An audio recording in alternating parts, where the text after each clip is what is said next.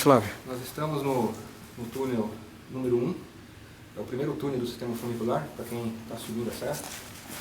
Então, vindo de Piaçaguera pela Serra Nova, o primeiro túnel que encontra é esse. Aqui em cima do túnel tinha um núcleo residencial. Quem morava nesse núcleo residencial eram as pessoas que trabalhavam no primeiro patamar da serra. Máquina fixa, caldeira, e por aí vai. Esse túnel aqui, ele tem uma particularidade de uma história muito triste, que aconteceu, se não estiver errado na data, aliás no ano, foi em 1968, ou seja, quando já era domínio da União, né, na rede ferroviária. E nessa época, não na época dos ingleses, mas nessa época, já não tinha a mesma manutenção do tempo dos ingleses, né? Então, não era muito incomum de acontecer um acidente com um rompimento de cabo de aço.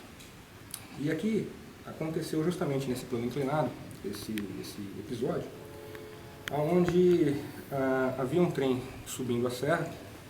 Eles utilizavam, na verdade, a mão inglesa. Então, no canto de cá, onde eu estou apontando, era a viagem que subia a serra, e aqui no canto de cá, a viagem que descia a serra. Com exceção dos pontos de passagem, o que acontece? Os trilhos, eles não têm linhas independentes. Então, com exceção dos pontos de passagem, os trilhos são compartilhados. Significa que havia um trilho central, um trilho na esquerda e um trilho na direita. Então, o trem que sobe, ele compartilha o trilho central com o trem que desce, só que eles não se cruzam aqui dentro do túnel. E havia um trem, então, que estava subindo no momento daquele episódio, e ele estava levando, se eu não estiver também errado com relação à informação, havia um vagão de carga, mas havia também um vagão de passageiros. E o vagão de passageiros, o carro de passageiros, na verdade, ele estava na extremidade de quem está subindo a serra, porque o locobreque ele ficava embaixo. Então a sequência era o locobreque, o vagão de carga e o vagão de passageiros. E aconteceu então um rompimento de cabo.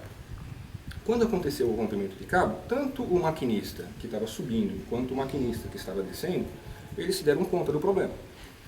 Só que o maquinista que estava subindo, ele teve plena condição de acionar os recursos de emergência dele. Então ele conseguiu frear, aplicando as tenazes, e ele freou a locobreque. E a locobreque ficou parada mais ou menos aqui,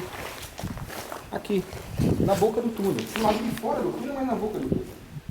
Significa dizer que para dentro do túnel havia o vagão de passageiros de cargas e o carro de passageiros, na outra extremidade. E esse carro de passageiros estava, ou seja, essa composição estava no trilho de cá e compartilhando o trilho central.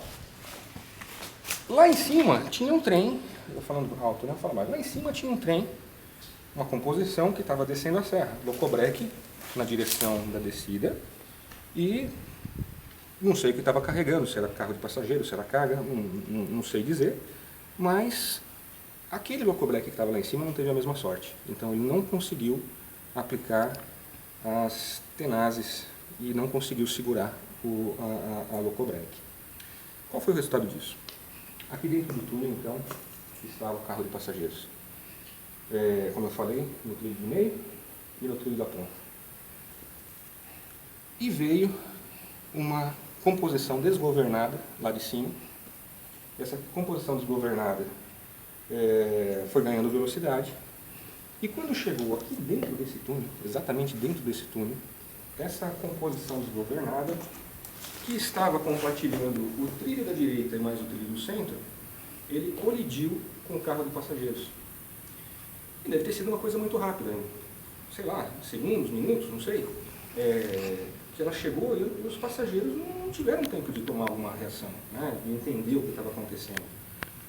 E essa locobreque, então, ela rasgou literalmente o carro de passageiros pela metade, porque ela cruzou aonde não tinha como cruzar. Então ela rasgou, e nesse momento a caldeira dessa locobreque, ela explodiu, e as pessoas morreram esmagadas e também queimadas. O seu Odilon, relatos aí na internet, ele diz que foi um dos primeiros a chegar aqui no momento do acidente, e ele fala que ele viu pessoas absolutamente queimadas andando enfim, ao léu, e que morreu muita gente, e que na época, que era a época da ditadura, não foi revelado o número correto de mortos. Então tem ali uma estatística, até no jornal informa de uma quantidade de óbitos nesse acidente, mas segundo ele diz, não é verdadeira aquela informação, e que mais pessoas morreram nesse terrível acidente, que aconteceu exatamente aqui dentro desse túnel, número 1, do segundo plano inclinado da Serra Nova do Funicular. Esse túnel ele tem um clima um pouco estranho. Eu queria fazer uma pergunta. Essas manchas que parecem ser manchas de fogo que estão ao redor do túnel, não sei se dá para ver, eu queria saber se pode estar ligado ao acidente. Eu acredito que não, porque assim, eu diria que infiltração, qualquer coisa assim, você vê que foram retirados os trilhos, dormentes, não tem mais nada aqui, e também o fato de que depois desse acidente, essa ferrovia ainda funcionou por muito tempo, né? Então, enfim, isso aqui foi limpo. Tem um vídeo na internet, se não me engano foi o Thomas Correia que colocou. É esse da Tupi que você ia falar?